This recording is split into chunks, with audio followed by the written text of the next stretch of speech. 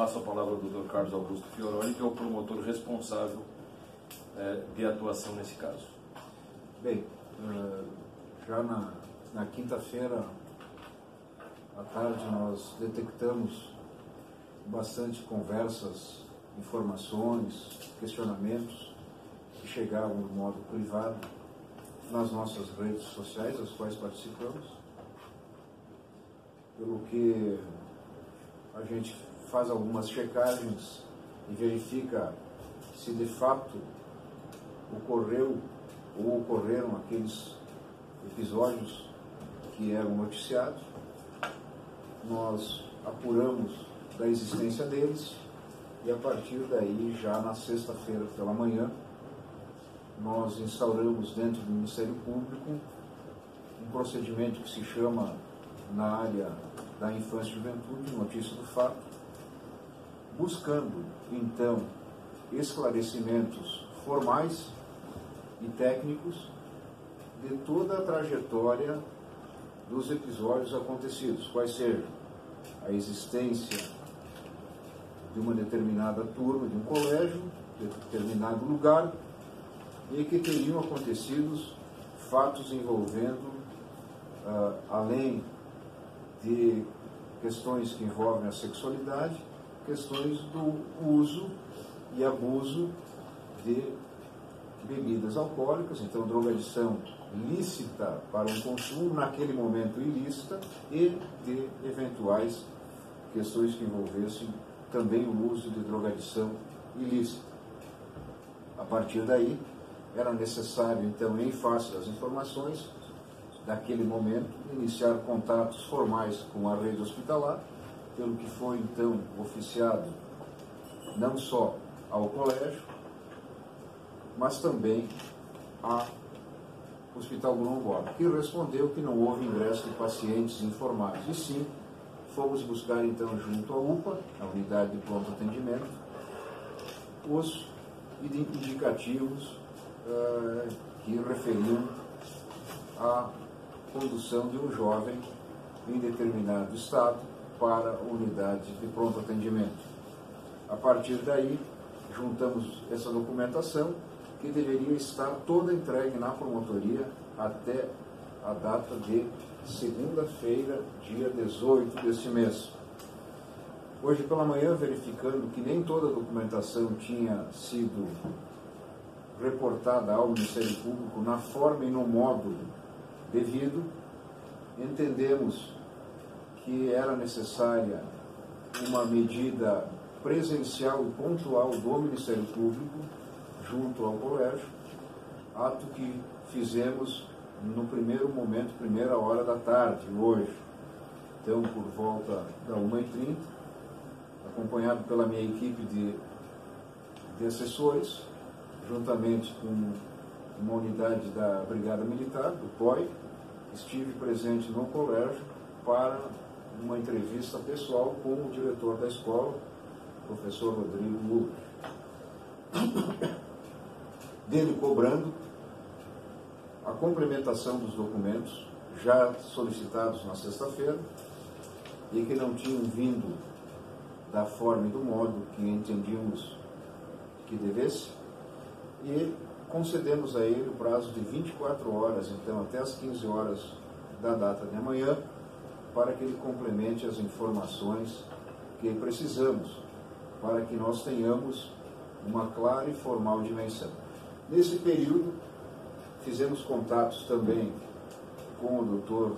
Johnson, juiz da Infância e Juventude, colocando ele com a ciência de todos os atos que o Ministério Público estava dando início a uma investigação, quais os documentos que nós desejávamos, enfim, esclarecemos ao juiz da Infância e Juventude os procedimentos que estávamos tomando e também dar-lhe ciência de que estaríamos buscando não só a ciência dos fatos, mas estaríamos buscando a responsabilização daqueles que, ao critério legal, cometeram alguma situação que nós temos ela como identificativo de atos infracionais.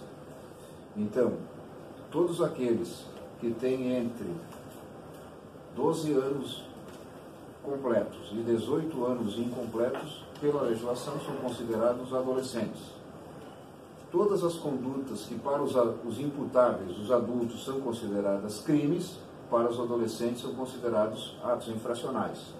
Portanto, temos atos infracionais, possivelmente com envolvimento de uso de substância entorpecente, tráfico de substância entorpecente, abuso sexual. Temos todas essas configurações presentes também na menoridade, na adolescência. O que muda é que as medidas que são aplicadas na infância e juventude são medidas de proteção e socioeducativas. Essas medidas de proteção, elas procuram um envolvimento maior e direto a uma certa disciplina de vida escolar e social. As medidas socioeducativas, duas delas só podem ser alcançadas por ordem judicial, que é a internação e a semiliberdade, e por isso que nós estamos também trazendo essa fala junto à presença do juiz de direito, para que não se tenha dúvida que, dependendo o modo e o tipo de condutas, se for necessário, o Ministério Público haverá de fazer a representação criminal, que é pelo ato infracional, buscando, junto ao Judiciário, eventualmente, medidas mais contundentes. Noutro campo, se avaliarmos que essas medidas podem ser aplicadas em nível de remissão, qual seja, o não processamento, mas sim a busca de medidas socioeducativas e de proteção em acordo com pais e responsáveis dos adolescentes, que aí provavelmente estarão representados por procuradores ou pela Defensoria Pública, aqui representada pela doutora Janaína, nós, em regra, fazemos o que estamos fazendo hoje à tarde, qual seja, a busca de remissionamentos, que é a aplicação de uma medida socioeducativa avaliada e chancelada pelo juiz de direito diante daquele fato que se construiu. E essas medidas socioeducativas vão desde da liberdade assistida, passando por prestação de serviços à comunidade, até a advertência. E elas podem ser aplicadas cumulativas. Advertência e liberdade assistida, advertência e prestação de serviços à comunidade. De acordo com a participação no fato, de cada sim, um no fato. Conforme a participação e o envolvimento mais poderoso, mais consistente de cada ator daqueles fatos. O Ministério Público, nesse meio tempo, buscou nas redes sociais vários áudios, vários vídeos, comportamentos, condutas, tudo que foi acessado e tudo que foi nos trazido como informação, Facebook, Instagram, redes sociais como um todo, nós documentamos e hoje aumentamos a nossa forma de pedidos ao colégio para explicações através da sua direção. Então, dependendo a ordem da participação de cada adolescente, haverá a sua responsabilidade.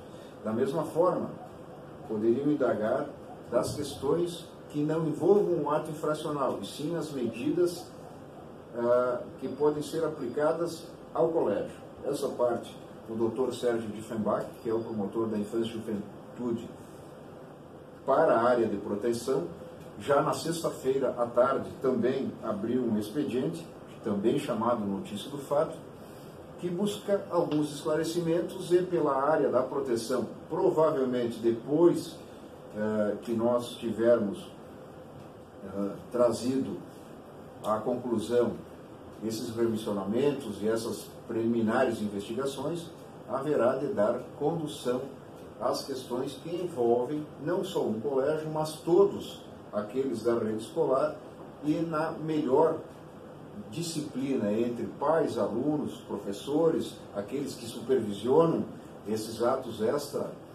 curriculares ou extra-colégio, intramuros do colégio, para que fatos desse naipe não mais se repitam.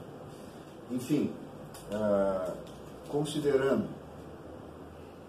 a gravidade, a seriedade que tudo isso fez com que, nesse momento tão sensível e peculiar da vida gaúcha, até porque semana passada nós tivemos marcados por tamanha emoção, qual seja o julgamento popular daqueles que foram autores da morte do menino Bernardo, já se anteviu e hoje se tem presente a grande responsabilidade que as instituições jurídicas desse Estado, desse país têm. Normalmente, o processo longo, demorado, burocrático como é, tanto o Ministério Público quanto o Poder Judiciário e as defesas demonstraram que são partes importantes do processo democrático no país. Este que hoje nós estamos convivendo em Lajeado é uma pequena amostra de que também nós, da área do sistema de justiça, nos sentimos e aceitamos essa responsabilidade. Por isso que os senhores foram convidados, incitados para estar aqui e dizer que será nessa sala de audiência que haveremos de apurar essas responsabilidades, pelo critério muito positivamente legal. E, a partir daí, as disciplinas e as tomadas de providências sairão dessas medidas socioeducativas ou medidas de proteção, que atingem, conforme o Estatuto da Criança e Adolescente, também os pais.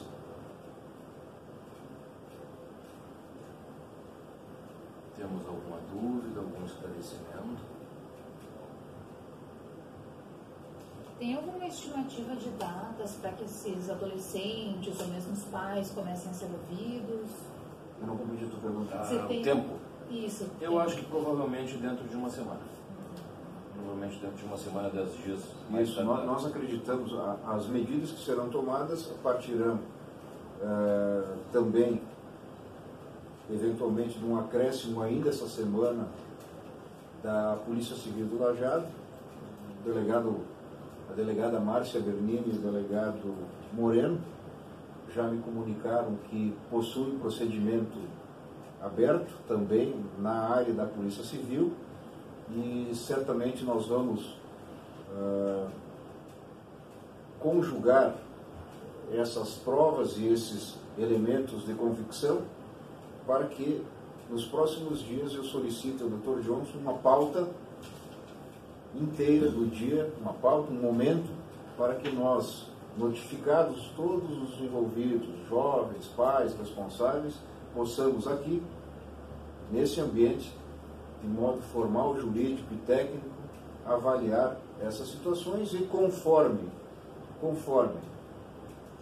a verdade, conforme a aptidão, conforme a qualidade do diálogo que tivermos perante a assunção de responsabilidades de todos os envolvidos, haveremos então de postular ao Estado juiz as medidas que a lei nos permite. Portanto, hoje nós temos bastante ciência de que abusos ocorreram, que faltas ocorreram, que omissões ocorreram, e isso não há nada mais correto, justo e democrático que ser avaliado perante o Estado juiz, que, afinal de contas, é a entidade que tem no nosso sistema de justiça o dever de dizer o direito. Jurisdição, que é o que o judiciário, que os juízes exercem, nada mais, nada menos significa que jurisdictio, dizer o direito. E no país, a quem cabe dizer o direito é o Estado juiz, e esses fatos nós traremos à sala de audiências e, a partir daí, as decisões serão tomadas pelo órgão judiciário. Esse período de uma semana, 10 dias, é para... Vocês falaram do período de uma semana, 10 dias para começar a ouvir os pais dos estudantes? Como? Vocês falaram no período de uma semana a 10 dias, seria para começar a ouvir os pais dos estudantes? Na verdade, a infância e a juventude não necessitam procedimento de alta profundidade investigativa. Nós já temos as imagens, temos áudios, temos falas, Esse prazo e sai isso já é suficiente para nós buscarmos esse remissionamento. Se, na verdade, nós tivermos que produzir investigações mais complexas, mais profundas, por exemplo, uma negativa de autoria, de participação do fato, e nós tivermos que buscar investigação, faremos isso através da autoridade policial, judiciária, que é a delegacia de polícia. E isso também envolve provas mais profundas, tipo exame toxicológico. Você vai ver que hoje, para você reabilitar determinadas categorias profissionais para a condução de veículos perigosos, as pessoas devem se submeter a exames toxicológicos. Quando você está envolvido dentro de um acidente de trânsito, com lesões, com mortes, você se submete a exames toxicológicos. Da mesma forma, nós sabemos que se a pessoa nada consumiu, nada deve, não há por que temer de apresentar um exame toxicológico. E, ao contrário, a assunção da sua responsabilidade. Todo o sistema, hoje em dia, trabalha com a verdade. A verdade, inegavelmente, pode partir da assunção da responsabilidade. A negação da responsabilidade envolve um processo. O MP vai pedir exames toxicológicos? Como? O MP estuda pedir exames toxicológicos? O MP vai fazer isso. Vai procurar, buscar, junto com a Polícia Civil, os melhores elementos de prova para trazer a convicção do juiz para que produza a sentença. Por isso eu disse que, naqueles casos que nós não alcançarmos o remissionamento, o acordo com medidas socioeducativas, nós vamos buscar as medidas socioeducativas através da investigação e do processamento, que só a partir das provas o juiz poderá, então, ao final, gerar uma sentença, firmar uma sentença, dizendo quais as medidas, só que tem um detalhe: as medidas, quando são alcançadas ao julgamento do magistrado, elas podem ultrapassar as medidas socioeducativas de liberdade assistida, indo para a semi-liberdade e, em casos gravíssimos, a internação. Então, esse é um alerta que sempre se faz. Enquanto nós estivermos dentro do ambiente de negociação, duas medidas não são aplicáveis. Quando sairmos desse ambiente e formos para a representação e a busca do estado probatório e trazer ao juiz a sentença, poderá ele, dentro dos seus critérios de convicção motivada nas provas, acabar apreciando o fato como de alta gravidade e aplicar uma semi-liberdade, que hoje aqui na comarca é aplicada em Santa Cruz do Sul. Se o caso é gravíssimo, ao critério do convencimento dele das provas, pode aplicar uma medida de internação, pode aplicar medidas de necessidade de fazer tratamento contra a drogadição. Enfim, são medidas que o juiz vai avaliar dependendo da prova e dos pedidos que fizermos.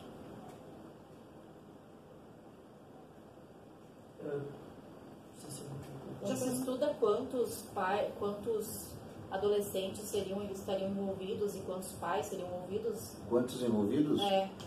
Conforme me relatou o diretor Rodrigo, são 14 alunos suspensos. Então nós teríamos 14 pais, né, que estariam nessa situação, conforme apurado pela unidade escolar. Agora, isso pode significar que em eventual investigação podem aparecer mais. Os vídeos mostram várias pessoas num determinado ambiente incitando a um casal de jovens à prática de ato sexual. Então, toda essa arquitetura de provas e de pessoas que ali estavam com fala e com não só gestos, mas com atos, estão junto aos tipos de delito. Nós sabemos que, para o direito, todo aquele que incita, que se compromete auxiliando moralmente e aquele que é o cúmplice, que dá materialmente, que promove materialmente a ação de outros, também tem responsabilidade. Portanto, não se engane, todos aqueles que estavam envolvidos naquela cena possuem responsabilidade por ato infracional. Em relação à divulgação das imagens, Como? em relação à divulgação das imagens, até por aparecerem menores de idade. Não sabemos quem daquele grupo estava filmando. Não sabemos, pela própria dificuldade, depois que as imagens vão para as redes sociais, identificar a autoria. Não é também o objeto da nossa persecução, a identificação, nesse momento, se aquelas imagens que foram às mídias, ela deva ou não ser responsabilidade. O que o Dr. Johnson hoje pede é que não se reproduza isso, porque isso não traz nenhum elemento de tranquilidade, de pacificação social. Ao contrário, nós só vamos ter mais caldo, mais angústia e mais insatisfações. Os fatos já estão aí. A minha questão é mais se pode incorrer em delito o compartilhamento dessas imagens. Pode haver compartilhamento. Não, digo assim, se pode ser enquadrado como crime o compartilhamento dessas imagens. É um crime previsto no Estatuto da Criança e do Adolescente. Sim. Isso vai ser objeto do inquérito? Nesse momento, a investigação está focada aos atos infracionais, mas a seguir essas divulgações de imagem e esses compartilhamentos, obviamente que sim. Daqui a pouco se identifica claramente quem está compartilhando, principalmente envolvimento de adolescentes em cenas daquele ponto, haverá claramente responsabilidade. Porém, aí na área criminal. Sim. Em relação à responsabilidade da escola... Agora, pode ser que adolescentes estão compartilhando. Aí também, da mesma forma, será a apuração de ato infracional. Se bem te entendi. Então, às vezes, a infração pode ser cometida pelo adolescente e pelo imputado. E às vezes por ambos juntos, que são coautores. A minha pergunta é em relação à responsabilidade da escola. Obviamente que todo esse fato acontecendo sobre a administração, sobre a gestão da escola, causa responsabilizações. A primeira, obviamente, é dentro do próprio mundo da escola, dentro do mundo administrativo da escola, até porque a escola faz parte de uma rede e essa rede tem os seus vieses. No mundo jurídico, para o Ministério Público, é na área do Dr. Sérgio, na área da proteção, e essa responsabilização foge à minha alçada, enquanto a minha atribuição para o ato infracional. Mas, por seguro, com todos esses atos, essas provas, envolvendo a busca do esclarecimento dos fatos pelo ato infracional, fará com que, lá na área da proteção, o Dr. Sérgio também, em relação à escola e aos limites da sua ação na escola, ou aos limites da participação dos professores que estavam a supervisionar ou a acompanhar esses adolescentes para esse local, tenha responsabilidade. Obviamente que para o direito é muito claro as responsabilidades que nós chamamos da responsabilidade em elegendo e em vigilando. Significa em eleger quem e em vigiar quem.